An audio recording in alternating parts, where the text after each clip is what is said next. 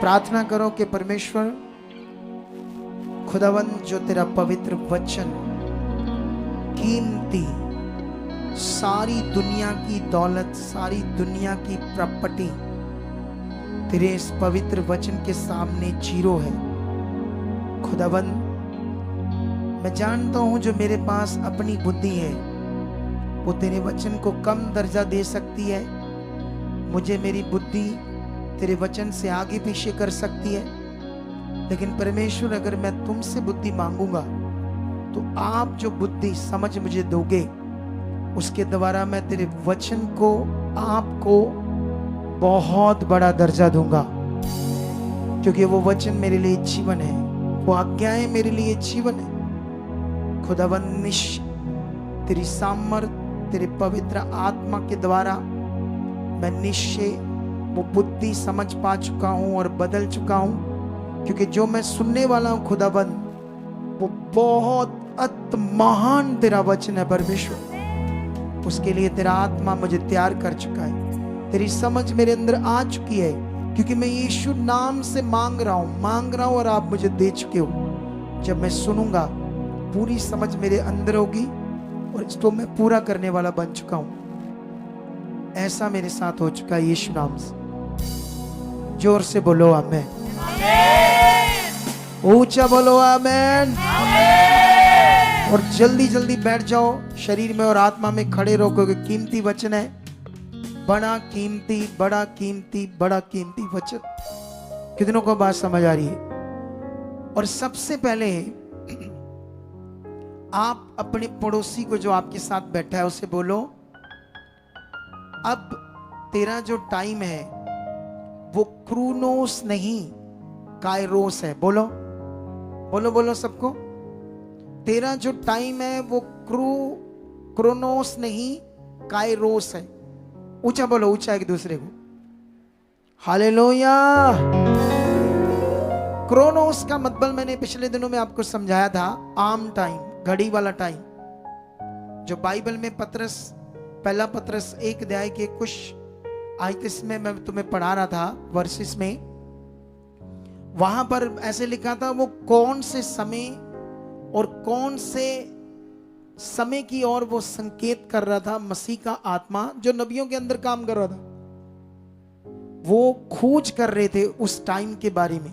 तो वो जो टाइम था वो क्रोनोस टाइम नहीं था, ये घड़ी वाला, वो टाइम था महिमा से भरा हुआ टाइम। और तुम उस टाइम में हो जो महिमा से भरा हुआ टाइम। तुम्हें इन सब वचनों को याद रखना होगा और अपने विश्वास में रखना होगा, क्योंकि ये जीवित वचन जो है तब काम करते हैं जब तुम्हारी बुद्धि, तुम्हारी समझ उन वचनों में काम कर रही होती है, तब ये जीवित वचन क्या करते हैं? काम करते हैं। तो स्टार्ट करेंगे नाउ आज के वचन को जो परमेश्वर ने मुझे दिया है आपके लिए। मैं जल्दी से स्टार्ट करता हूं। आज मैं बाइबल के अंदर जाना चाहता हूं, तो यहां पर बाइबल के अंदर मैं एक वचन पढ़ता हूं पवित्र ग्रंथ से, बाइबल से, यूहन्ना की बुक से। एक कैमरा लेकर मेरे पास आ जाओ जल्दी से, ठीक है? एक जन, हाँ, इसका 5 अध्याय पढ़ने जा रहा हूं मैं, ठीक है? तो जब ये 5 अध्याय पढ़ोगे तो ये बहुत फेमस वचन है क्रिश्चियनिटी के अंदर, ठीक है? इसे बहुत सारे जो गांव के पास्टर्स होते हैं, जो थोड़ा पढ़ा लिखे होते हैं, वो इसका प्रचार करते रहते हैं अपनी छोटी छोटी कलीसियाओं में। ये देखो, ये लिखा ऊपर हेडलाइन में 38 वर्ष के रोगी को चंगा करना, ठीक है? ये कैमरे में ब्लर नहीं आना चाहिए, क्या नहीं आना चाहिए, ठीक है? अगर मैं यहां से पढ़ता जाऊं तो तुम्हें मैं समझाता हूं क्या लिखा है। इन बातों के पश्चात यहूदियों का एक पर्व हुआ और यीशु यरूशलेम को गया। यरूशलेम में भेड़ फाटक के पास एक कुंड है जो इब्रानी भाषा में बैतसदा कहलाता था।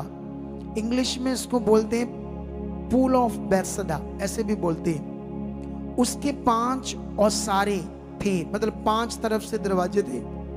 इनमें बहुत सारे बीमार, लंगड़े, अंधे और सूखे अंग वाले पानी के हिलने की आशा में पड़े रहते थे। क्योंकि नियुक्त समय पर परमेश्वर के स्वर्गदूत कुंड में उतरकर पानी को हिलाया करते थे। पानी हिलते ही जो कोई पहले उतरता वह चंगा हो जाता। पानी हिलते ही जो कोई पहले उतरता वह चंगा हो जाता, चाहे उसकी कोई भी बीमारी क्यों ना हो। वहां एक मनुष्य था जो 38 वर्ष से बीमारी में पड़ा था। यीशु ने उसे पड़ा हुआ देखकर और ये जानकर कि ये बहुत दिनों से इस दशा में पड़ा है, उससे पूछा, क्या तू चंगा होना चाहता है? उस बीमार ने उसको उत्तर दिया, हे प्रभु, मेरे पास कोई मनुष्य नहीं कि जब पानी हिलाया जाए तो मुझे कुंड में उतारे, परंतु मेरे पहुंचते पहुंचते दूसरा मुझसे पहले उतर जाता है। यीशु ने उससे कहा, उठ, अपनी खाट उठा और चल फिर। वह मनुष्य तुरंत चंगा हो गया और अपनी खाट उठाकर चलने फिरने लगा।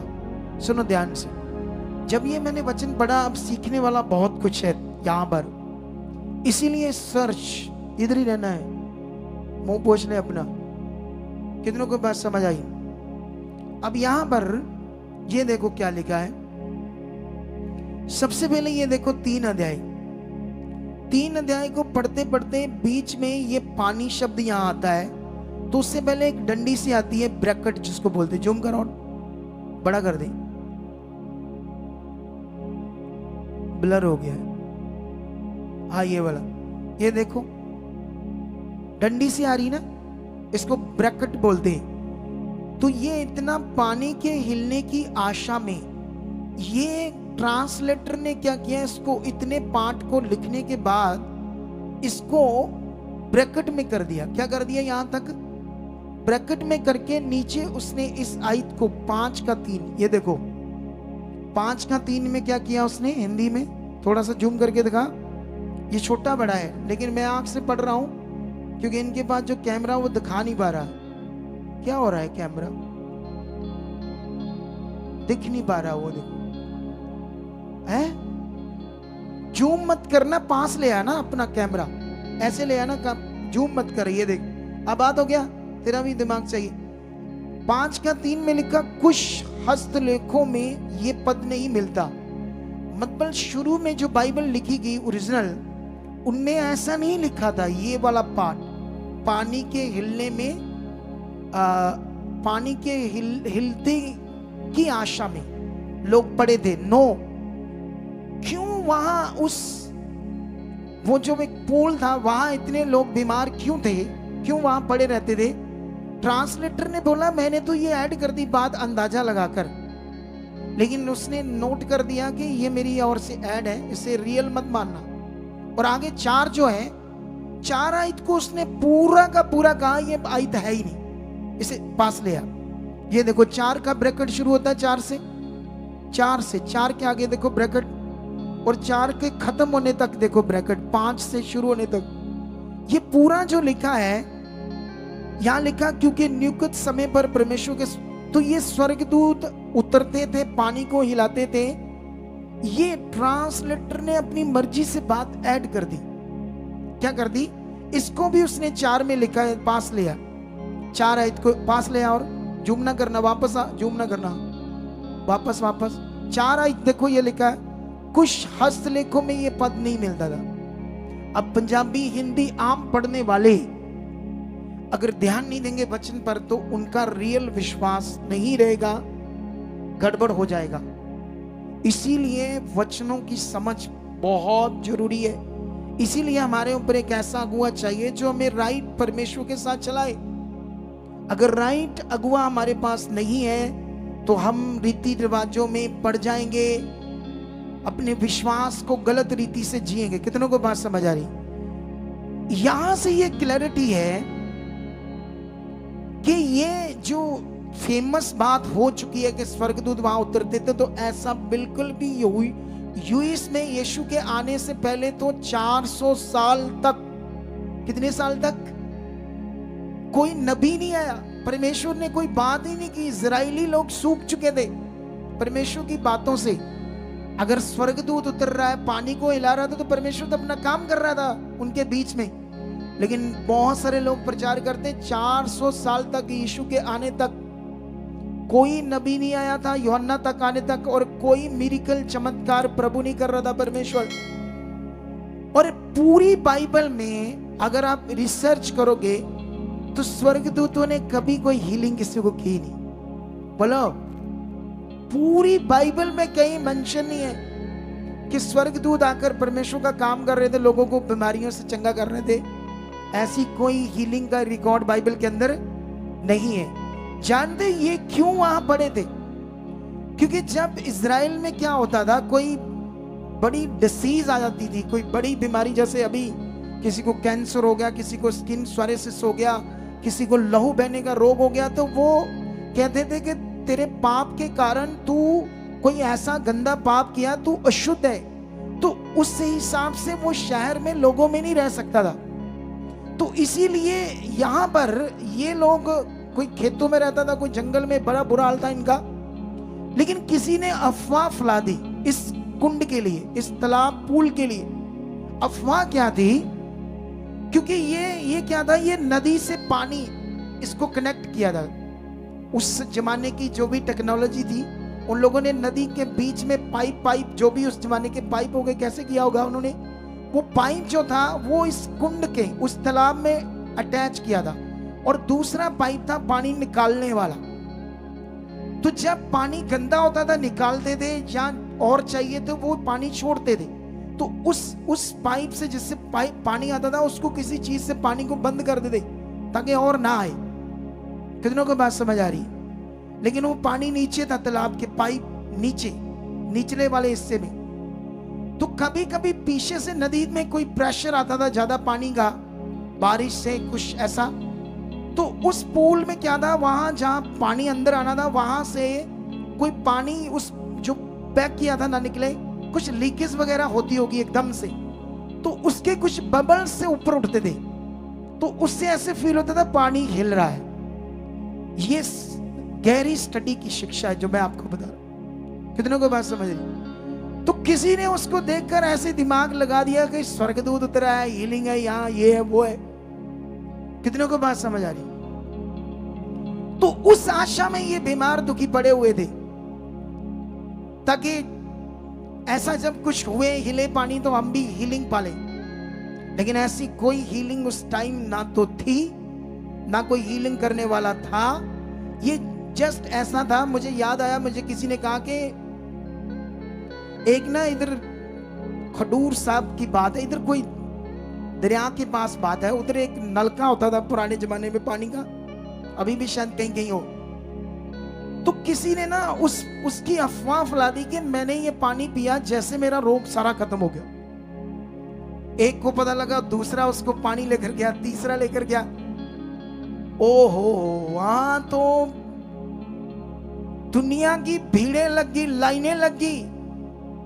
आखिरकार झगड़ा हो गया लोगों में, मारा नलका हमारा, इस पर आके उसको पुट दिया गया। उसको पता नहीं, अफवाह ने झगड़े दंगे करा दिए उस नलके के कारण। ऐसी कोई सुपरस्टिशंस बात खड़ी हुई, और जिससे ये फेथ लोगों का आज ऐसी बातों से ही, क्योंकि कोई भी अगुआ सर्च करेगा तो उसको ये बातें मिलेगी, लेकिन वो इस सर्च को नहीं बताएगा, क्योंकि उसको चाहिए आप लोगों को इन चीजों में रखना, ताकि लोग इन चीजों में लगे रहो। वो जानबूझ को तो नहीं करेगा, लेकिन अब ऐसे रीति रिवाज बने हुए। कितनों को बात समझ आ रही? अगर वहां कोई पानी की हीलिंग या स्वर्गदूत ऐसा को काम करता था, तो यीशु मसीह को कोई आपत्ति नहीं होनी चाहिए थी। लेकिन जैसे उसने बताना शुरू किया, प्रभु जब पानी हिलता है तो कोई कोई उतर जाता है, कोई बीच में जाता है, मेरे साथ तो कोई है नहीं। तो यीशु ने उसकी फालतू बात को कट कर दिया, और उसने कहा, क्या तू चंगा होना चाहता है अभी? और यीशु मसीह ने क्या उसे कोई चीज से ठीक किया, या कैसे ठीक किया? वचन से। कैसे किया? उसने उसे कहा, उठ, अपनी खाट उठा और चल फिर। उठ, मैं तुम्हें अभी चंगा करता हूं। अब सोचने वाली बात है, यहां असाधारण चंगाई हुई है। वो ज्यादा यीशु को नहीं जानता था। खुदा अपनी मर्जी से भी कोई काम कर सकता है, यहां खुदा की खुद की मर्जी थी कि उसने असाधारण, वो बंदा ज्यादा बिलीव की बातों को नहीं जानता था। यीशु ने असाधारण काम बहुत थोड़े किए। मैं भी कभी कभी असाधारण करता हूं काम, आत्मा के द्वारा। लोग विश्वास भी करने वाले नहीं होते, नए होते, तो हम भी असाधारण कामों को प्रकट करते, लेकिन ये रेशो सिर्फ 5% है। 95% लोगों को समझना पड़ेगा, लोगों को फेथ करना पड़ेगा। ये 5% लेवल का काम होता है। और मैं तुम्हें नहीं बता सकता कि हर एक के लिए होता है या नहीं होता, क्योंकि इसको ये ना वो सुनकर कई लोग कहेंगे वो 5% में हमें शामिल कर लो, हमारा फेथ नहीं बन रहा, ये नहीं हो रहा, वो नहीं हो रहा, हमारा काम नहीं हो रहा, आप उससे हमारा कर दो। अब मैं नहीं बता सकता, वो आत्मा के द्वारा। कितनों को बात समझ आई आज? हालेलुया। तो यहां जो बड़ी बात है आपके सीखने वाली, वो ये थी कि यीशु ने उसे वर्ड से, पावर से चंगा कर दिया, 38 साल के रोगी को। कितनों को बात समझ आ रही? और जो यहाँ टीचिंग है उसकी क्लैरिटी मिल गई है। ऐसी मटीरियलिस्ट चीज, ऐसी सुपरस्टिशंस बातों पर आपने अपना कभी मन नहीं रखना। आपने मन कहाँ रखना है? कहाँ रखना है? परमेश्वर के ऊपर, उसके किए हुए उद्धार के काम के ऊपर, उसकी सामर्थ्य के ऊपर। कितनों को बात समझ आ रही? इसे जितना अपनी जिंदगी में रखोगे उतना जबरदस्त आपकी जिंदगी में काम होगा। इसका एक वचन है जो बहुत जरूरी है, क्योंकि मेरा टॉपिक जो चल रहा है, तुम सत्य को जानोगे और सत्य तुम्हें क्या करेगा? आजाद करेगा।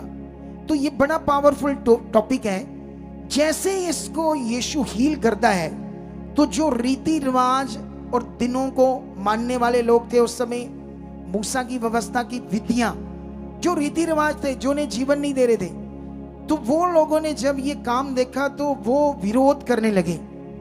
वो विरोध अभी जो हम देखेंगे, ये विरोध जो है वो 10 का है। 10 में वह सब्त का दिन था, इसलिए यहूदी उससे जो चंगा हुआ था कहने लगे, आज तो सब्त का दिन है, तुझे खाट उठाना उचित नहीं है। उसने उत्तर दिया, जिसने मुझे चंगा किया है उसी ने मुझे कहा, अपनी खाट उठा और चल फिर। उन्होंने पूछा, वह कौन है? कितनों को बात समझ आ रही है आज? हालेलुया। ये इतना पावरफुल है तुम्हारे फेथ के लिए वचन, जो तुम्हें आगे बढ़ना होगा इसे पकड़कर। लेकिन उसके बाद क्या होता है, वो बताता है कि वो यीशु तो वहां से हट गया था, लेकिन यीशु को वो सुलेमान के ओसारे में, भवन में मिला, तो यीशु ने उससे मिलते कहा, देख फिर से पाप मत करना। ऐसे लिखा है, ये वचन कहाँ लिखा है? 14 में लिखा है। इन बातों के बाद वह यीशु को मंदिर में मिला। यीशु ने उससे कहा, देख तू चंगा हो गया है, फिर से पाप मत करना, ऐसा ना हो कि इससे कोई भारी विपत्ति तुझ पर आ पड़े। हालेलुया। यीशु ने उससे कहा, अब तूने कोई पाप नहीं करना, तूने कुछ गुनाह नहीं करना। क्यों ऐसा कहा था यीशु ने? क्योंकि जितने भी बाहर निकाल दिए जाते थे शहर से, वो पाप के कारण ही बड़ी बीमारी में फंसते थे। इसीलिए यीशु ने कहा, क्योंकि वो पाप से बीमारी आई थी, इसीलिए वो सारे अशुद्ध थे। और वो जो उस जमाने में उन लोगों ने पूल बनाया होता था, एक पब्लिक पूल, एक राजा का पूल जो स्पेशल उसके महल में होता था उस जमाने। वो लोग इस पूल में क्या करते थे, कभी कभी वो लोग अपने आप को प्यूरिफाई करते थे, उसमें अपने पाप के क्षमा के लिए कुछ ऐसी चीजें करते थे वो लोग। कितनों को बात समझ आ रही है? ऐसा उनमें जूइश में ऐसा कुछ ट्रेडिशनल बातें थी। लेकिन अभी ये लोग वहीं इकट्ठे थे कि ताकि हमारा भला हो, लेकिन कोई हीलिंग नहीं थी। और पूरा हिस्ट्री, किसी भी स्कॉलर ने इसको डिक्लेरेशन नहीं दी कि वहां पर कोई ऐसा प्रूफ या एविडेंस मिले हो कि वहां कोई चंगाई हुई थी। कोई प्रूफ पूरी दुनिया में किसी स्कॉलर के पास कोई भी प्रूफ नहीं है कि वहां पर ऐसी कोई चंगाई हुई थी। कोई भी चंगाई नहीं हुई थी ऐसी। सोच लो कितनी बड़ी बात है जिससे हम अनजान थे। हालेलुया। तो कितना बड़ा जरूरी है आपको समझना कि राइट क्या है, राइट फेथ क्या है। समझ आया या नहीं समझ आया?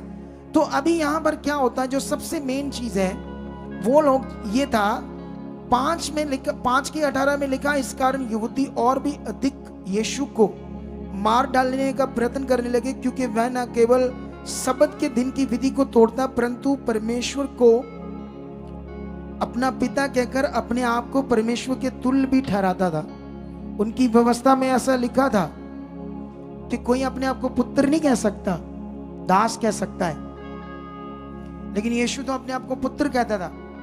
तो वो कहते थे सब्त की विधि भी तोड़ता है। सब्त के विषय में लिखा है, क्योंकि सब्त का विषय बड़ा स्ट्रिक्ट था यहूदियों के लिए मूसा की व्यवस्था में। निमाया में लिखा 13:19 में एक वचन, अतः जब विश्राम वार या विश्राम दिन, दोनों में एक बार है, ये हिंदी में वार करके लिख दिया, लेकिन दिन भी बोल सकते हो। विश्राम वार या विश्राम दिन के पहले दिन को यरूशलेम के फाटकों के आसपास अंधेरा होने लगा। तब मैंने आज्ञा दी कि उनके पल्ले बंद किए जाएं, और ये भी आज्ञा दी कि वह विश्राम वार के पूरे दिन तक खोले ना जाए। तब मैंने कहा, अपने कुछ सेवकों को फाटकों के अधिकारी ठहरा दिया कि विश्राम वार को कोई बोझ भीतर आने ना पाए। ये सीखो, उस टाइम शहरपना बन रही थी नमाया के टाइम में।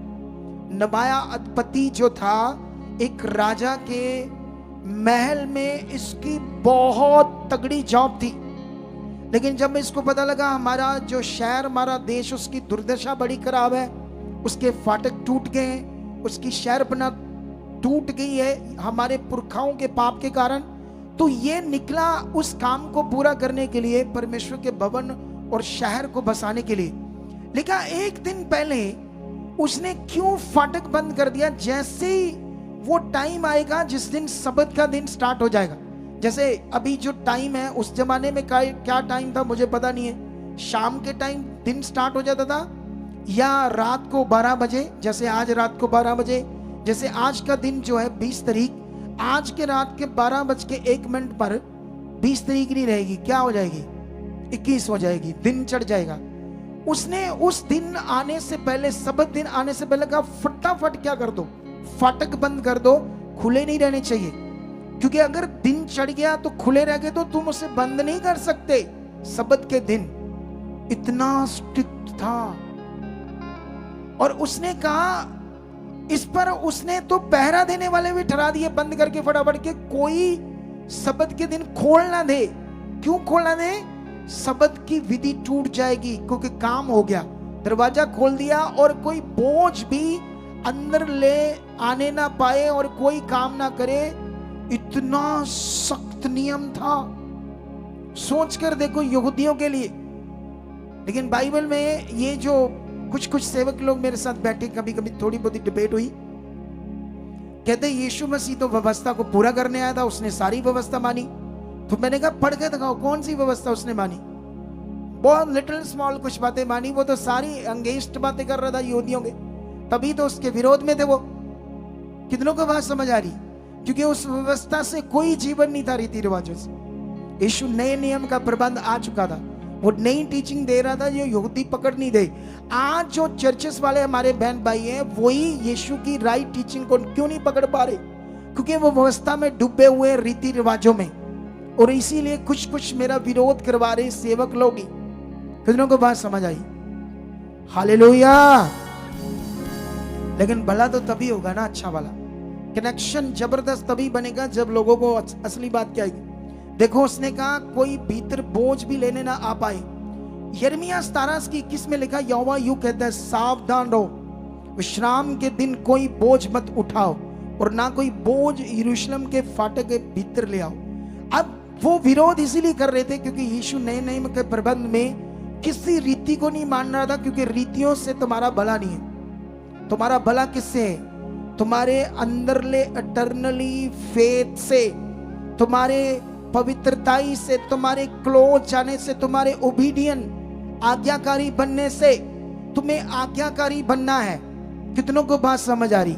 जब तुम शारीरिक होंगे तुम्हें समझाया भी जाएगा, तुम आज्ञाकारी नहीं करोगे। कितनों को बात समझ आ रही? तुम अपनी मर्जी करोगे। इसीलिए गलातियों की 3:13 में ऐसे लिखा है, मसीह ने जो हमारे लिए श्रापित बना, हमें मोल लेकर व्यवस्था के श्राप से छुड़ाया, क्योंकि लिखा है जो कोई काठ पर लटकाया जाता है वह श्रापित है। यीशु मसीह हमारे लिए श्रापित बना और व्यवस्था के श्राप से छुड़ाया। ये यहूदी झेल रहे थे और यीशु के टाइम में भी वो झेल रहे थे और व्यवस्था के अंडर वो चल रहे थे, और वो व्यवस्था जीवन नहीं थी। बाइबल ये कहती थी जीवन था यीशु जो आया है। कितनों को बात समझ आ रही?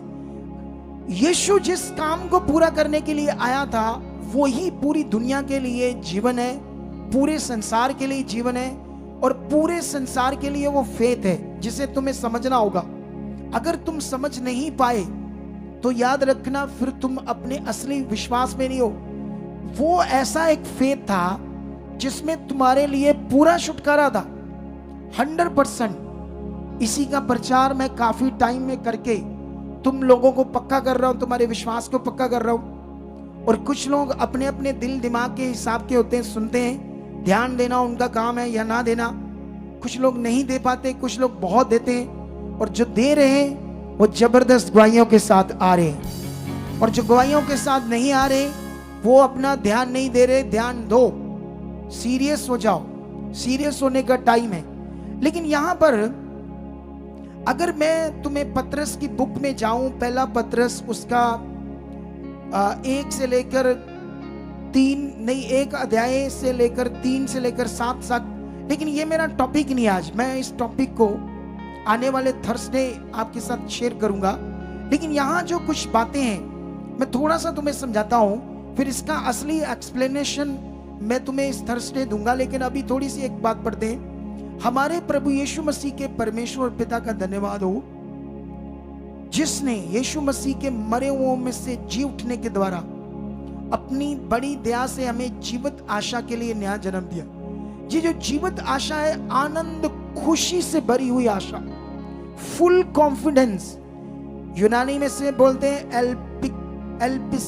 एल्पिस कितनों को भाषा समझ आ रही? इंग्लिश में इसको कहते हैं शॉर्टली 100% ये श्योर है, श्योरिटी है, श्योरिटी। कितनों को बात समझ आ रही? 100% कि पक्का जो परमेश्वर कह रहा है वो 100% वैसा ही और होना है। हालेलुया। क्योंकि तुम्हें परमेश्वर के काम, परमेश्वर के उद्धार के काम को इतना सीरियस लेना है जैसे तुम्हारे पास पैसे हो, तुम्हारे पास कोई सोने की चीज हो। तुम अपने सोने की जो, मान लो आपके पास कड़ा है 2 तोले का, जो वो डालते हैं, कड़ा बोलते हैं, क्या बोलते हैं, ब्रेसलेट भी बोल सकते हैं, कड़ा भी बोल सकते हैं। 2 तोले का, 2 तोले की चैनी है, कुछ और सोने की चीज है। तुम उसे रखने में, संभालने में कैसे सीरियस हो? कैसे सीरियस हो? बहुत जबरदस्त सीरियस होना। जबकि वो तुम्हें जीवन नहीं दे सकता, जबकि वो तुम्हें बीमारी से ठीक नहीं कर सकता, तुम्हारे लिए वो एक कीमती चीज है, मूल्यवान है। इसीलिए तुम उसे तरजीह देते हो, अहमियत देते हो, प्रायोरिटी देते हो, उसको बड़ा बड़ा दर्जा देते हो, क्योंकि वो कीमती चीज। उससे तो मैं कहता हूं पूरी दुनिया का पैसा, पूरी दुनिया का सोना, हीरे परमेश्वर के वचन के सामने जीरो है। सच्ची, इतना कीमती, इतना कीमती। लेकिन लोगों को पता नहीं। लोग सुनते हैं, ओ वहां ओ गए, ओ उठे, ओ सुसु आया, ओ पचे, ओ अंदर, ओ बाहर, बीच में ओ हुआ। क्या दिमाग है जानवरों वाला? हम इंसान हैं, जानवर नहीं है। तब जब तुम रोटी खाते हो ना, उसमें मक्खी डल जाती है या कोई बाल, सिरका या शरीर का कोई बाल आ जाता है तो फटाफट निकाल दो, साइड पर करते हो, जानवर खा जाएगा। कुत्ते पोटी करते उसको चाटते हैं। सूरनी को बाइबल में लिखा नहलाओ फिर वो कीचड़ में जाती है, क्योंकि बुद्धि नहीं उनके पास वो वाली जो तुम्हें देगी। बुद्धि का इस्तेमाल करना होगा। नहीं काम कर रही तो मांगनी पड़ेगी रोज रोज। धन्यवाद, वो बुद्धि आ चुकी, आ चुकी, आ चुकी। कितनों को बात समझ आ रही? लेकिन यहां जो बात हो रही है वो आनंद और खुशी से भरी आशा, फुल कॉन्फिडेंस, पक्का जो खुदा बात कर रहा है वो होना है। और तुम टेस्टिमनी देख रहे हो, तुम काम देख रहे हो, तुम पावर भी देख रहे हो। ये वो साइन, कुछ चिन्ह है जिससे परमेश्वर का वचन साबित हो के वो सच्चा है। ये साबित हो कि यीशु मसीह का पृथ्वी पे आना वो साल्वेशन पक्की है, जिसकी बात ये पतरस की बुक में की जा रही है। ये साल्वेशन के आधार पर बात हो रही है, और इतनी बड़ी साल्वेशन की बात हो रही है। और यहां लिखा है अर्थात एक अविनाशी, 4 में लिखा है, और निर्मल और अजर मिरास के लिए जो तुम्हारे लिए स्वर्ग में रखी है।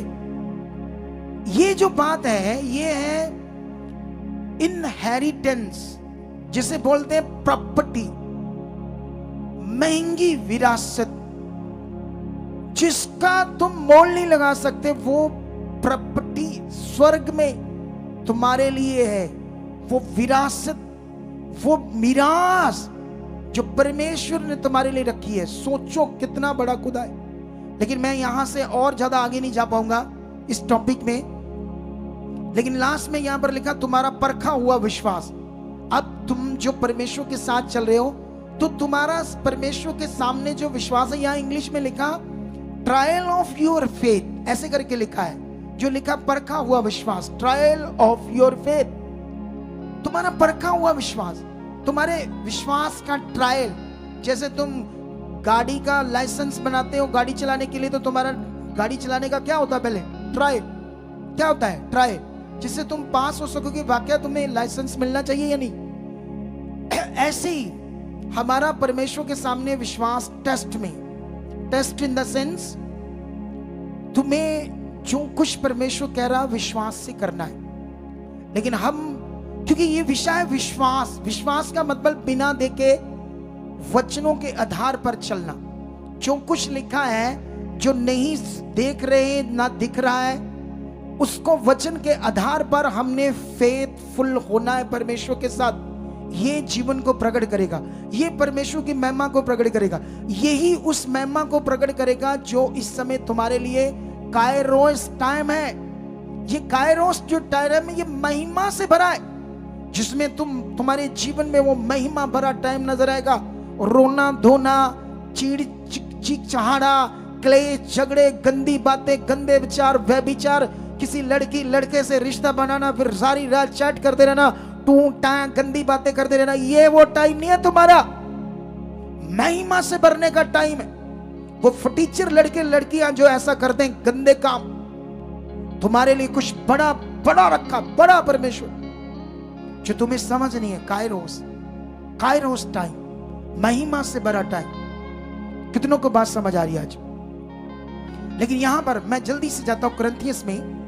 कुरिन्थियस में लिखा है 1 अध्याय, पहला कुरिन्थिया उसका 1 अध्याय का 18 से लेकर 25 तक अगर मैं वचन पढ़ता तो इसकी मैं कुछ बातें तुम्हें समझाने की कोशिश करता हूं जल्दी। लिखा, क्रूस की कथा नाश होने वालों के लिए मूर्खता है, उनके निकट मूर्खता है, परंतु हम उद्धार पाने वालों के लिए परमेश्वर की सामर्थ है। क्योंकि लिखा है, मैं ज्ञानवानों के ज्ञान को नष्ट करूंगा और समझदारों की समझ को तुच्छ कर दूंगा। कहां रहा ज्ञानवान, कहां रहा शास्त्री, कहां रहा इस संसार का विवादी? क्या परमेश्वर ने संसार के ज्ञान को मूर्खता नहीं ठहराया? लेकिन अभी थोड़ा सा और वचन कंप्लीट करके फिर मैं आपसे बात करता हूं। क्योंकि जब परमेश्वर ने ज्ञान से, जब परमेश्वर ने ज्ञान के अनुसार संसार ने ज्ञान से परमेश्वर को ना जाना, तो परमेश्वर को अच्छा लगा कि इस प्रचार की मूर्खता के द्वारा विश्वास करने वालों को उद्धार दे। यहूदी तो चिन्ह चाहते हैं, यूनानी ज्ञान की खोज में, परंतु हम तो उस क्रूस पर चढ़ाए हुए मसीह का प्रचार करते हैं जो यहूदियों के लिए ठोकर का कारण और अन्य जातियों के लिए मूर्खता है। परंतु जो बुलाए हुए, क्या यहूदी क्या यूनानी, उनके निकट मसीह परमेश्वर की सामर्थ है, परमेश्वर का ज्ञान है। क्योंकि परमेश्वर की मूर्खता मनुष्यों के ज्ञान से ज्ञानवान है, और परमेश्वर की निर्बलता मनुष्यों के ज्ञान से बहुत बलवान है। कितनों को बात समझ आ रही? आप जानते हो, जो परमेश्वर ने अपने पुत्र को पृथ्वी पर पैदा किया, या खुद परमेश्वर पुत्र के रूप में प्रकट हुआ, ये दुनिया के लिए एक फाइनली ज्ञान का करारा जवाब था जो यीशु ने आकर पूरा किया। फाइनली ये एक ऐसा काम था खुदा का जिसमें परमेश्वर दुनिया को एक अपने इस काम के द्वारा, जो यीशु पैदा हुआ अद्भुत जन्म के द्वारा कुंवारी से, दुनिया के लिए एक करारा जवाब था। एक क्या करारा जबरदस्त जवाब, उसका पैदा होना और उसका वो काम करना और उसका क्रूस पर चढ़ना। दुनिया इससे अनजान है क्योंकि जो परमेश्वर ने दुनिया के लिए किया है, बाइबल कह रही एजुकेटेड ज्ञानवान भी उस बात को अपने ज्ञान की वजह से समझ नहीं पाए जो परमेश्वर का पवित्र ज्ञान इस पृथ्वी पर प्रकट हुआ। सोचकर देखो ये कैसी शिक्षा है। और हमारे लोग यीशु मसीह की कुर्बानी को तो जानते, हाँ मेरे लिए, मेरे बाप के लिए बात तो करते, और छुटकारे के लिए वो पास्टर जी का तेल और कपड़ा और पानी, उस पर जाते हैं उनके मन। कितनों को बात समझ आ रही? क्योंकि उनको रियल बात समझनी, रियल ये जो लिखा गया पत्रियों में, जो प्रकाशन प्रकट हुए प्रेरित पौल के ऊपर, जो 12 चेलों के ऊपर भी प्रकट नहीं हुए, इतने ज्यादा, बहुत लिटिल स्मॉल उनके ऊपर प्रकट हुए, सबसे ज्यादा प्रकट हुए प्रेरित पौल के ऊपर। कितनों को बात समझ आ रही? वो कहता है कि दुनिया कितनी भी पढ़ी लिखी हो, ऐसे लिखा ना, मैं ज्ञानवानों के ज्ञान को नष्ट करूंगा और समझदारों की समझ को तुच्छ कर दूंगा। क्या है ज्ञानवान? क्या है शास्त्री? जो अपने आप को समझता मैं शास्त्रों का ज्ञान रखता हूं, जो समझता मैं बहुत ज्ञानवान हूं, वो मेरे ज्ञान के सामने, मेरी सामर्थ के सामने, वो कहता यहूदी जो थे वो बार बार कहते चिन्ह दिखाओ फिर विश्वास करेंगे। यीशु मसीह ने कई चिन्ह दिखाए, कई कुछ दिखाया, कहते और दिखाओ फिर विश्वास करेंगे तू परमेश्वर का पुत्र है। कितनों को बात समझ आ रही? वो अनपढ़ता में चिन्ह के चक्कर में पड़े हुए थे, लेकिन यूनानी ज्ञान की खोज में पड़े हुए थे। ये ज्ञान, इतना ज्ञान, इतना संसार का ज्ञान, इतना ज्ञान उन्होंने इकट्ठा कर लिया कि जो जीवन का ज्ञान था, जो परमेश्वर ने इतना पावरफुल काम पृथ्वी पर किया जिसकी समझ दुनिया को समझ नहीं आ रही, कितने भी पढ़े लिखो, कितने भी ज्ञानवान हो, इस साल्वेशन को जो परमेश्वर ने यीशु के क्रूसीफाई के द्वारा की। इसीलिए पौलुस कहता है क्रूस की कथा नाश होने वालों के लिए मूर्खता। आप जानते जैसे तराजू होता ना, तराजू, तो लिखा है एक तराजू में ये यीशु का क्रूसीफाई होना, संसार के लिए पवित्र लहू बहाना, यीशु ने जो इंसान बनकर ये बड़ा काम किया है ताकि मनुष्यों को जीवन मिले, उद्धार मिले, साल्वेशन मिले। एक तरफ इसको तराजू में डाल लो और दूसरी तरफ जो लोग हैं उनका ज्ञान है, जो उनका ज्ञान दूसरे तराजू में डाल लो, तो उनका ज्ञान क्या है? ये यीशु जो नंगा पैदा हुआ, पता नहीं कुंवारी से पैदा हुआ, क्या हुआ, जिसको इतना मारा, रोमन साम्राज्य ने उसको सजा दी, किस लिए दी? तुम लोगों ने पता नहीं कहां से ज्ञान बनाया कि वो पापों के लिए आया। तो वो उनका जो ज्ञान है उनको भीषण आग में डाल देगा, उनके जीवन को डिस्ट्रॉय कर देगा, उनके सोल को, उनके आत्मा को। उस तराजू में इतना बुरा ज्ञान उनके पास। कितनों को बात समझ आ रही? अगर हम भी जो खुदा के लोग हैं, जिनको परमेश्वर का आत्मा मिला है, अगर मैं भी तुम्हें क्या करता हूं, एक तरफ यीशु की कुर्बानी, यीशु मसीह ने जो अपने शरीर पर कोड़े खाए, मार खाई, और तुम्हारे लिए ये वचन आया कि उसके कोड़े खाने, मार खाने से तुम चंगे किए गए। एक तरफ ये उद्धार, उसके लहू को बहाना, उसकी मार खाना, इतना सफरिंग, इतना दुख सहना, तुम्हारे लिए इतनी पीड़ा सहना, इतनी बुरी मौत सहना, ताकि तुम्हें जीवन मिले। और तुम्हें इसको फेथ करना था। क्या करना था? इसी को फेथ करना था। लेकिन एक तरफ तराजू में ये बात रख लो, एक तरफ तेल पर प्रार्थना किया हुआ कपड़ा, पानी, मटेरियल रख लो, फिर गड़बड़ हो जाएगी। इसीलिए पतरस कहता है तुम्हारा छुटकारा सोने चांदी और बहुमूल्य वस्तुओं के द्वारा नहीं, या घास फूस किसी काट के द्वारा नहीं, इन चीजों के द्वारा नहीं, जबकि निष्कलंक मेमने के लहू के द्वारा हुआ है। कितना साफ साफ ज्ञान, कितना पावरफुल ज्ञान है जो लोगों के अंदर आज अच्छे से नहीं बैठ रहा। हम तो इसी को डाल रहे हैं, इसी को लोगों को समझा रहे हैं, खुदा तुम्हारे साथ है, उसने तुम्हारे लिए छुटकारे का काम किया है। ये इतना पावरफुल समझने वाला ज्ञान है हमारे लिए, जो आज दब रहा है रीति रिवाजों में। अगर हमारा प्रचार ये शुरू हुआ है, उसके विरोध में हमारा विरोध और अगेंस्ट भी बहुत प्रचार हो रहा है। मैंने थोड़े दिन पहले कहा, मैं पूरी दुनिया को चैलेंज करता हूं कि अनॉइंटिंग जो है वो मटीरियलिस्ट चीजों में हम नहीं डाल सकते। बताओ अगर यीशु मसीह के मुंह से ऐसी कोई टीचिंग है। एक पास्टर उठा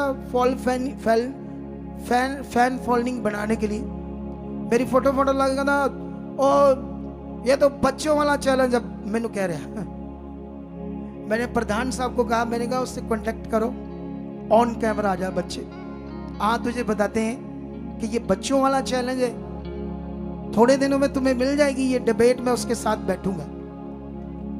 कहानी थोड़ी हम बोल रहे हैं, क्या नहीं बोल रहे हम, क्योंकि अभी तो और बड़े जाने डालेंगे, क्योंकि इतना नाम बढ़ गया कि मेरी फोटो लगाते डालोगे तो उनकी भी वीडियो बड़ी चलेगी और लोगों को लगे ये देखो कितने तगड़े बंदे हैं। तगड़े तराजू में एक तरफ हम यीशु की कुर्बानी का प्रचार कर रहे हैं, असल फेथ की बात कर रहे हैं, और दूसरे तरफ वो इसी वचन को कोड किया था उस बंदे ने, इस वचन को कहता स्वर्गदूत उतरे, वहां पर पानी लाया तो 19 आई, वहां आई, इसीलिए काम हो रहे थे। मैंने कहा ये ले ले, ये दे दिया, उसे ज्ञान दे दिया मैंने, इसी को सर्च करके क्या दे दिया मैंने। हिल रहे थे स्वर्गदूत, ये पता नहीं क्या बता रहा था वो बंदा पास्टर, खुदा उसे बरकत भी दे। कितनों को बात समझ आ रही? सीखो क्या करना है आज खुदा के साथ, क्योंकि असल फेथ दब रहा है। कोई अपने पोस्टर पर लिखा रहा है इज़राइल तो ਤੁਹਾਡੇ ਲਈ स्पेशल मसा कीता आ ऑयल देण दा, आ वाली दिन दा तरीक दा देने आ लेके जाओ। ले सियोन पर्वत तो इज़राइल तो लेके गए भी नहीं वहां, ऐसे ही हाय रब्बा, लोगों का विश्वास खराब कर रहे। अरे इधर वही लोग हैं जो इन्हीं चीजों में लगे हुए थे, वही तो गवाहियां दे रहे हैं इधर आकर। प्रूफ तो तुम्हारे सामने,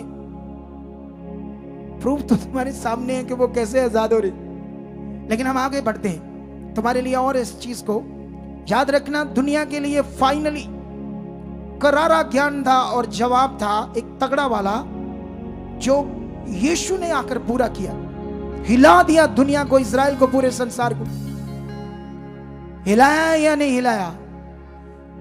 जो यीशु ने किया ना, पूरी दुनिया पर जो उसने शाप छोड़ दी, आज तक कोई गुरु संत महात्मा ये शाप नहीं छोड़ पाया, ये ईश्वर ने छोड़ा, क्योंकि ये तो खुदा ही छोड़ सकता था, जो खुद खुदा था।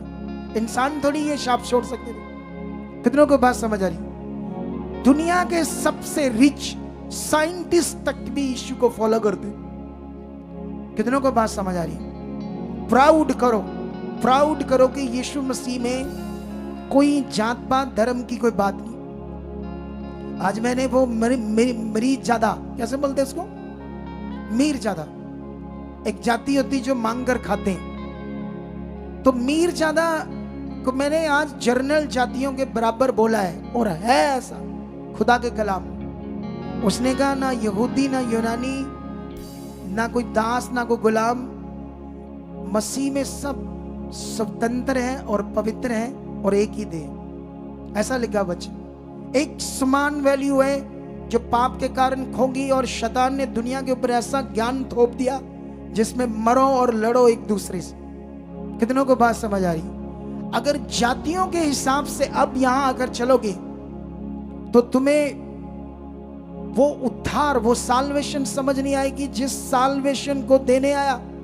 उसने कहा क्रूस की कथा नाश होने वालों के लिए मूर्खता, पर हम उद्धार, साल्वेशन, छुटकारा पाने वालों के लिए वो काम परमेश्वर की सामर्थ्य है, सामर्थ 100% वो काम जो यीशु मसीह ने पूरा किया उसमें तुम्हारे लिए पावर है, सामर्थ्य है, नो डाउट, कोई शक नहीं करना।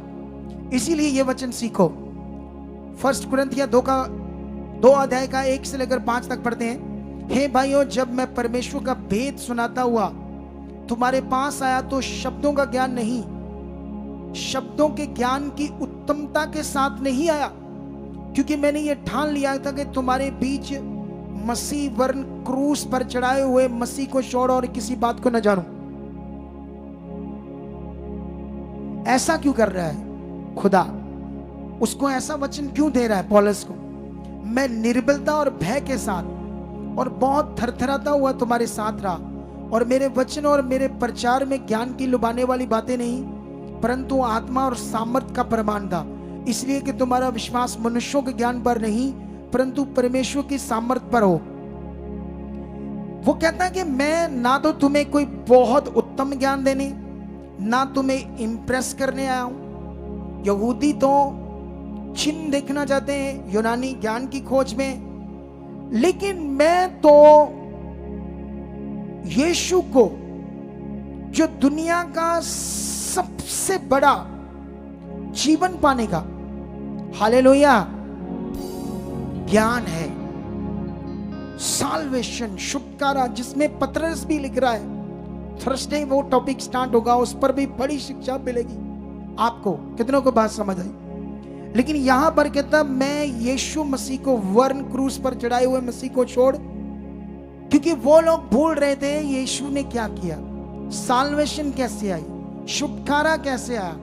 कोई ज्ञान कोई दे रहा था, कोई दे रहा था, किसी ज्ञान में लोगों को डाल रहे थे, कोई कुछ बता रहा था, कोई कुछ बता रहा था। तो उसने कहा तुम्हारा जो फेथ है वो नहीं भूलना। ज्ञान की बातें तो सुन ली, और भी कई चीजें जो खुदा के साथ हम बाइबल में पढ़ते हैं, लेकिन ये जो तुम्हारा फेथ है इसे नहीं भूलना, असल जो तुम्हारा छुटकारे का फेथ। इसीलिए वो कहता, जब मैं निर्बल भी था और तुम लोग कई तरह के सोच विचार में थे, सुनते नहीं थे, और उस समय चाहे मैं भय में था, लेकिन मैं तुम्हारे बीच में कैसे भी रहा, और मैंने तुम्हें जो दिया है, वो जो ज्ञान दिया है, वो उसमें आत्मा और सामर्थ का प्रमाण था।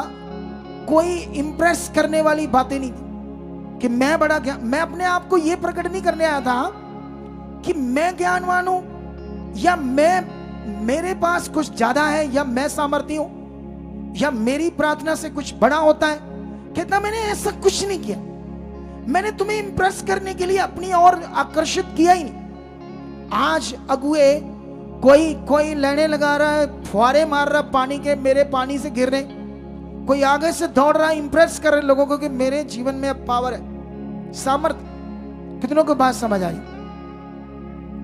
वो इसीलिए समझा रहा कि मैं तुम्हें आकर्षित करने के लिए अपनी ओर, तुम्हें ऐसी कोई शिक्षा टीचिंग नहीं दे रहा था जिससे तुम्हारा फेथ मेरे ऊपर आ जाए, या दिमाग में आ जाए कि मैं कोई बाबा हूं या कोई स्पेशल हूं, लेकिन तुम्हारा असल विश्वास दब ना जाए।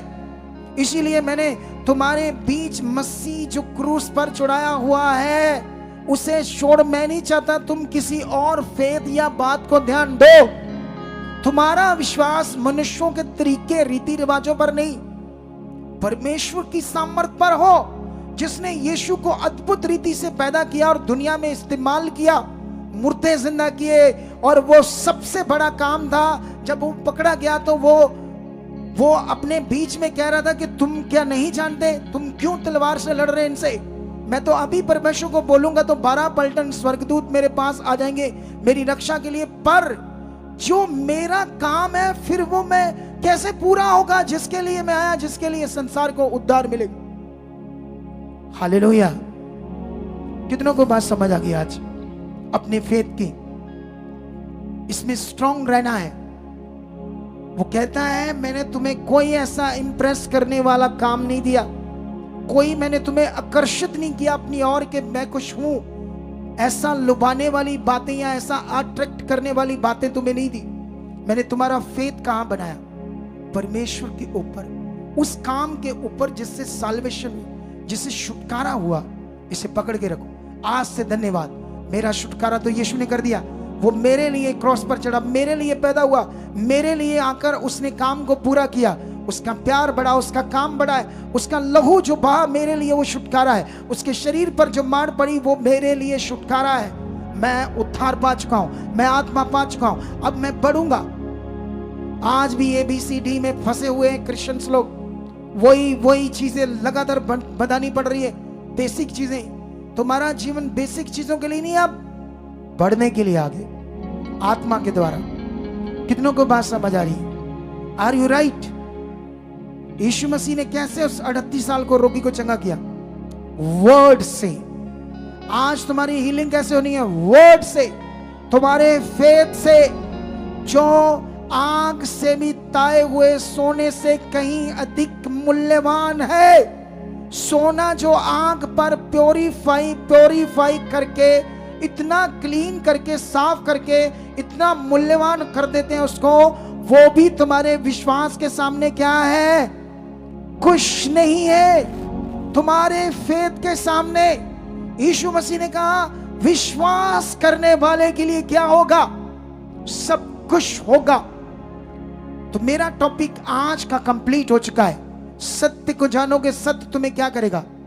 जितनी मैंने टीचिंग दी है, तुम्हें सत्य की समझ दी है, सत्य की, उस खुदा की, उसके काम की।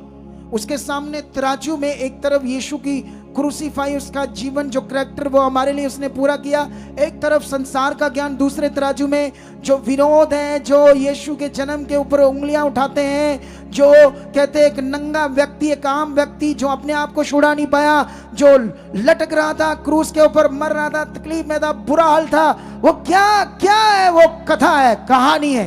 पौलुस कहता वही क्रूस की कथा नाश होने वालों के लिए मूर्खता है, फुलिशनेस है, मूर्खता से भरी हुई बात है। उसके सामने जितना मर्जी पढ़ा लिखा बात, अगर उसके पास ये साल्वेशन का ज्ञान नहीं है तो वो मूर्ख से भी मूर्ख है, क्योंकि वो जीवन नहीं पा पाएगा। कितनों को बात समझ आ रही है आज? तो आज मैं आई हूं, मैं आया हूं, करो ना प्रार्थना पापा जी, मैं दे आनी ना, मेरा दे आ, मैं दे कर दो, साढ़े कर दे, ठीक। मेरी कुड़ी नूं नौकरी मिल जाए सरकारी, मेरा मुंडा अमेरिका चल जाए, तो वो क्यों नहीं आए? ओ उन्हां दी मर्जी है ना, बड़े हो गए हुण, मैं आना आनी है। क्या ज्ञान है तुम्हारे पास? क्या समझ है तुम्हारे पास?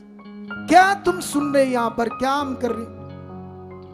ये तो साइन इसलिए, पावर इसलिए है क्योंकि इसी को देखकर इस ज्ञान को लोग समझ पाएंगे, नहीं तो इसे समझ नहीं पाएंगे। वो कहेंगे ये तो खाली बातें कर रहे हो तुम, क्योंकि बाइबल में भी लिखा है, कुरिन्थियस में लिखा, परमेश्वर का राज जो है वो बातों में नहीं, उसकी सामर्थ्य में। तो इसीलिए उसकी पावर को भी हम प्रकट कर रहे हैं। लेकिन ये ज्ञान बड़ा है जिसे पकड़ना होगा, तुम्हें सीरियस होना होगा, तुम्हें इस टीचिंग को दोबारा सुनना होगा, इन पॉइंट्स को पकड़ना होगा। कितनों को बात समझ आ रही? लास्ट में कुछ अनाउंसमेंट होगी, जल्दी जल्दी लाओ मेरे पास। सबसे पहले अनाउंसमेंट है, यीशु मसीह में जब हम आ जाते हैं, तो मैं खुदा का दास हूं और तुम बिलीवर्स हो, तो यहां रिश्तेदारियां नहीं चलती। अगर तुम्हें कोई कहे ये देखो पापा की फोटोस, हमारा रिश्तेदार है, ये वो, तो किसी की सुनने की जरूरत नहीं, क्योंकि मैं यहां ऐसी रिश्तेदारियां सिस्टम नहीं चलता। यहां फेथ चलता है, ईमानदारी चलती है, आज्ञाकारी चलती है। और हो सकता है कोई रिश्तेदार ना भी हो, तुम्हें भरमा रहा हो, कल को तुम्हें ठग ले। फिर ऐसा हुआ है, जब भी कोई आपको, कभी किसी ने मेरी कोई फोटो कहीं, या कोई पास्टर या कहीं मैं गया, किसी ने उतार ली, उसके पास है मेरी फोटो उसके साथ, वो तुम्हें विश्वास दिखाकर कोई बात समझाने की कोशिश करे, तो बिल्कुल सुनने की जरूरत नहीं। वो जस्ट एक फोटो थी, किसी के बरवावे में मत आना। तुम सब मेरे रिश्तेदार हो, रियल वाले। अब हम रियल रिश्तेदार हैं। जो हमारे रिश्तेदार है, अगर वो परमेश्वर के साथ चल रहे हैं तो मेरे रियल रिश्तेदार हैं, नहीं तो वो शारीरिक है। जब संसारिक काम होगा तो फिर देख लेंगे उनको बाहर ही। अगर वो वचन पूरा कर रहे हैं तो वो मेरे असली रिश्तेदार हैं, रियल वाले, नहीं तो वो शारीरिक रिश्तेदार हैं। उनका जो भी काम दाम, मिलना जुलना, वो बाहर है संसार में, वो रियलिटी में नहीं आते। फिर तुम हो रियल। कितनों को बात समझ आ रही? हम अब रियल है। ये बात यीशु ने कलीसिया के साथ कही, जब उसकी मम्मी और उसके कुछ बहन भाई आए थे, तो उसने उस समय यही शिक्षा दी थी, कौन मेरी माँ, कौन मेरे बहन भाई। यीशु ने कहा ये जो वचन सुनते और उस वचन पर चलते। ऐसे जब तुम वचन सुनते और चलते हो तो तुम यहाँ रियल रिश्तेदार हो, खुदा के भी रियल बच्चे हो। कितनों को बात समझ आ रही? इसे पकड़ कर रखो और आगे बढ़ो। और जितने भी लोग अपने YouTube चैनल, फेसबुक पे जितने भी तुम्हारे हैं और तुम हमारी वीडियोस को डालते हो, उसकी कुछ बातें हैं जो तुम्हें पहले भी मैंने बताई थी, और भी ध्यान रख लो। एक तो मेरी प्रीचिंग जो है उसको 2 दिन से पहले काट कर नहीं तुम डाल सकते। प्रीचिंग को अपने YouTube चैनल, फेसबुक कहीं भी 2 दिन से पहले नहीं डाल सकते। उसके बाद तुम शॉर्ट वीडियोस की डाल सकते हो, चाहे शाम को डाल दो अगले दिन, उसमें कोई हमें प्रॉब्लम नहीं। लेकिन पूरी फुल सरमन को तुम 2 दिन से पहले नहीं डाल सकते। टेस्टमनी को भी डाल सकते हो, बात करके हमने कौन सी डालनी है और तुम कौन सी डाल सकते हो। कितनों को बात समझ आ रही? हालेलुया। अगर तुम इस आज्ञाकारी में रहोगे तो तुम परमेश्वर के रियल बच्चे हो। अगर अनाज्ञाकारी में जाओगे तो ना तो खुदा तुमसे खुश होगा और ना मैं। कितनों को बात समझ आ रही है? इसीलिए मैं तुम्हें बताना चाहता हूं, जब भी ले एंड कराना है तो तुम्हें आधार कार्ड कंपलसरी है। बिना आधार कार्ड हम किसी की प्रेयर नहीं करेंगे। नहीं तो तुम्हें आना पड़ेगा चर्च में और वापस जाना पड़ेगा। अगर तुम किसी को भी लाओ तो साथ में आधार कार्ड लेकर ही आना पड़ेगा।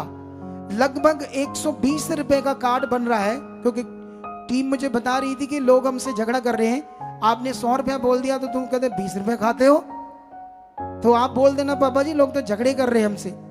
ठीक है, 120 रुपए का कार्ड है। ये एक डिजिटल कार्ड है आपके लिए, जिससे आपको बहुत फायदा मिलेगा। आपकी अटेंडेंस लगेगी, हमें समझ आएगा कि आप लोग परमेश्वर के साथ चल रहे हो। अभी और भी कई बातें, जब आप सीट डालोगे तो अपने नोट को एक ही फोल्ड करके डालना है। आपने परमेश्वर के साथ चलना है, वचन पूरा करना है, ताकि तुम्हारे लिए जो बड़ा जीवन है वो तुम्हें मिले। कितनों को बात समझ आ रही? बहुत सारी आज्ञाएं हैं। आपने 11 बजे से पहले आओगे तो पेपर बनेगा। अगर बाद में आओगे तो झगड़ा नहीं करना। ये सीधी सीधी अनाउंसमेंट है। आने वाले दिनों में देखना लोग एक दिन पहले भी आएंगे ले हैंड कराने, क्योंकि ग्रेस ही इतनी ज्यादा बड़ी हो जाएगी। पहले ही बढ़ रही है ग्रेस, लगातार बढ़ रही, ये और बढ़ने वाली। कितनों को बात समझ आ रही है? आज तुम्हें आज का वचन समझ आया? क्या तुम्हें कायरोस समझ आया? तुम्हारा कौन सा टाइम है? कायरोस, महिमा से भरा टाइम। कितनों को बात समझ आ रही है? इस समय रीतियां, मटीरियलिस्ट चीजें नहीं, तुम्हारा आग से भी ताए हुए, प्योरीफाई किए हुए सोने से भी कहीं अधिक मूल्यवान जो वचन है, सॉरी विश्वास है, वो खुदा के सामने पेमेंट है, तुम्हारी असल पेमेंट। ये विश्वास, इसी से साल्वेशन, इतनी बड़ी चीज, ये कीमती विषय, इसमें डाउट ना आने दो। इसमें कुछ गलत चीजें, लालच, गलत बातें, चीजें ऐड ना करो। खुदा के लिए जियो, वो तुम्हें इतना बढ़ाएगा, इतना ब्लेस करेगा, तुम सोच भी नहीं सकते। हालेलुया, सोच भी नहीं सकते। और जितना मैंने कहा एलईडी वगैरह लगाते हैं अपने घरों में, जहां कहीं भी पूरी दुनिया में, वो कांटेक्ट करना ताकि मैं उनसे जल्दी मीट करूं और बता सकूं कैसे हम खुदा के किंगडम को बढ़ा सके और तुम भी जबरदस्त आगे बढ़ सको। हालेलुया। वाह, वो सुभाष लड़का जिसको मस्कुलर डिस्ट्रॉफिया हुआ था, फेथ में है। हीलिंग कितनी हुई है नहीं हुई अभी ये तो मैंने बात नहीं की, लेकिन ये है कि वो चल रहा है। अब तक तो वो डेड हो जाता, उसकी बॉडी इतना जी रहा है खुदा के लिए, इतना जी रहा है। हालात में भी, उस बॉडी में भी जो अच्छे से काम नहीं करती, रूहों को बचा रहा है। यही बंदा है जिसने एक बंदे को ऑनलाइन सुसमाचार दिया था, फेसबुक के माध्यम से। फेसबुक के माध्यम से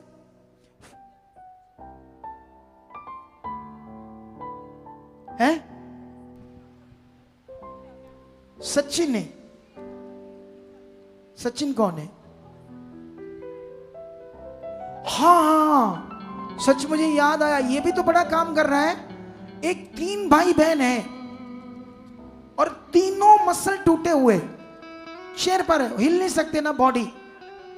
उन्होंने एक बंदे, ये जो सारे कबीले वाले हमारे पास आते ना, उन्होंने शामू धामी को, एक बंदे को, इन झुग्गी झोपड़ी वाले को सुसमाचार दिया। सोचो, एक बंदे से वो बंदों ने आज हजारों गवाहियां बनने का वो कारण बन गया। और उसका ये सुसमाचार स्वर्ग पर याद किया जाएगा, उसको मुकुट दिया जाएगा उस बंदे को, वो जो तीनों बहनों भाई मस्कुलर डिस्ट्रोफिया में चल रही। सोचो, इतने गहरे हालात में भी उन्होंने गुड न्यूज देकर हजारों लोगों की जिंदगियां बचा ली। यहाँ हजारों गवाहियां बन गई है कबीलों वालों की। ये कितना पावरफुल विषय है। इसलिए जो आशा तुम्हें दी गई है, आनंद और खुशी से भरी है, फुल कॉन्फिडेंस है परमेश्वर के वचन में। जो खुदा ने काम किया, फुल कॉन्फिडेंस, 100% उसने पूरा होना है। हम कुछ रिजल्ट देख रहे हैं, इसको पकड़कर बढ़ते जाओ। और जो मैंने अनाउंसमेंट की है वो भी ध्यान दो, क्योंकि कब आपके बहन भाई किसी से भी द्वारा आपका मन खराब हो सकता है। आपने शारीरिक मनुष्यों की बातों पर नहीं जाना, किसी बहन भाई की कोई बात पर नहीं जाना, मम्मी डैडी की बात पर नहीं जाना। आपका फोकस है, आप चुनेंगे, उस पर बढ़ते जाओ। फिर देखना एक दिन वो प्रकट होगा जो सबसे बड़ा होगा। हालेलुया। बुद्धि लगाकर इमोशनली रिश्तेदारी में फंस ना जाना, क्योंकि रिश्तेदारी हमें कमजोर कर देती है। यहाँ कई मैटर हमारे सामने आए, किसी को डांट दिया हमारी टीम ने, तो बोला उसको को डांटा, ये को कर दिया, हमने नहीं आना। रिश्तेदारी में ऐसी चीजें हुई, ये मत देखना। अगर अगुए ने कुछ किसी के साथ किया है या डांटा, कुछ समझाया है, तो समझ लेना वो उसके लिए भला है, उसके सुधरने के लिए। अगर वो नहीं सुधरा तो फिर और बिगड़ेगा, तो और बिगड़ेगा तो तुम्हारे भी नुकसान का क्या करेगा, कारण बनेगा। दो ही बातें, क्योंकि हम कुछ टाइम तक समझाते रहते, जब नहीं समझता तो फिर बंदा, जा भाई अब तेरा काम नहीं है हमारे साथ कोई, क्योंकि तू तो समझता नहीं, तुझे इतना भी समझा लिया हमने। कितनों को बात समझ आई? तो अभी इस बात को पकड़ लो जो आज आपने सीखी है, क्योंकि ये बड़ा विषय है, रियल ज्ञान, रियल शिक्षा। अभी तो आने वाले दिनों में और भेद की बातें समझाएंगे और वचनों की समझ देंगे हम। तो रेडी हो जाओ अभी अपने सीट बोने के लिए। जितने भी ऑनलाइन है, ऑनलाइन ये हमारे सोसाइटी के अकाउंट्स नंबर है, सचदा रिश्ता सोसाइटी, HDFC बैंक, इसकी डिटेल को स्क्रीनशॉट ले लो। कोटक महिंद्रा को भी ले लो स्क्रीनशॉट। इन दोनों बैंकों को स्क्रीनशॉट ले लो, इनके साथ में QR कोड भी स्क्रीनशॉट ले लो। इन दोनों QR कोड में और दोनों बैंकों में पूरे भारत में, आप पूरे भारत से अपना बीज ट्रांसफर कर सकते हो, लेकिन फॉरेन से नहीं कर सकते। फॉरेन के लोगों के लिए एक सीट नंबर है, इस पर जब आपका मैसेज आएगा, मेरी निगरानी में आपको रिप्लाई मिलेगा। इस पर मैं किसी का फोन नहीं सुनूंगा, बात नहीं होगी, बाद में ना गुस्सा करना। और साथ में फॉरेन के लोगों के लिए 2 हेल्पलाइन नंबर और बाकी सारे नंबर भारतीय लोगों के लिए। चलो रेडी हो जाओ, हम प्रार्थना करते हैं। अपने बीजों को हाथों में पकड़ो। ये जो बीज का वचन है ना, मैंने कभी जल अच्छी शिक्षा बोने के विषय में इसको कभी क्लैरिटी नहीं दी जल, लेकिन याद रखना, जो भी वफादारी से बो रहे वो बढ़ रहे हैं। ये जो झुग्गी झोपड़ी वाले ये बड़े कमाइयां कर रहे हैं, इतना वचन मान रहे, इतना ध्यान दे रहे, इतना आदर दे रहे ना परमेश्वर को, और परमेश्वर इन्हें और बढ़ाएगा। क्योंकि हमने गंदी जिंदगी से, नशों की जिंदगी से, ये शैतान का वचन है, बुरी जिंदगी, शारीरिक जिंदगी, किसको फॉलो करना है? शैतान को फॉलो करना है। और शैतान को फॉलो करने वाला अगर अभी ठीक ठाक है, लेकिन ठीक ठाक नहीं रहेगा, फिर एक दिन मरेगा हालातों में। याद रखना, जो शैतान को फॉलो करता है। तो इसीलिए अपने वचन, अपने बीज को पकड़ो अपने हाथों में, कहो परमेश्वर तेरा बीज बोने में जो वचन है, ये भी तेरा पवित्र वचन है, इसमें मैं खरा और पूरा बन चुका हूं। जैसे मैं सुनता हूं कि अपने पैसों का दशमांश पूरा बोना है, निश्चय शैतान मेरे मन में कभी लालच ना डाले। कभी मैं इस वचन से, इस बीज बोने के नियम से आगे पीछे होकर बुद्धि लालच में न जाऊं। इसे पूरा खराई से, पूरे मन से पूरा करूं। आज वही मैं वचन पूरा कर रहा हूं। मेरे हाथ में जो सीड है, बीज है, ये मेरी वफादारी। खुदा अब इनके बीज को छू रहे हो, ऑनलाइन जो ट्रांसफर कर रहे हो उनके बीज को छू रहे हो। खुदावंद, मैं प्रार्थना में मांगता हूं, इनके घरों पर, परिवारों पर बरकत को मांगता हूं। इस बीज के फल को मांगता हूं जो 100% काट चुके। ऐसा हो चुका यीशु नाम से।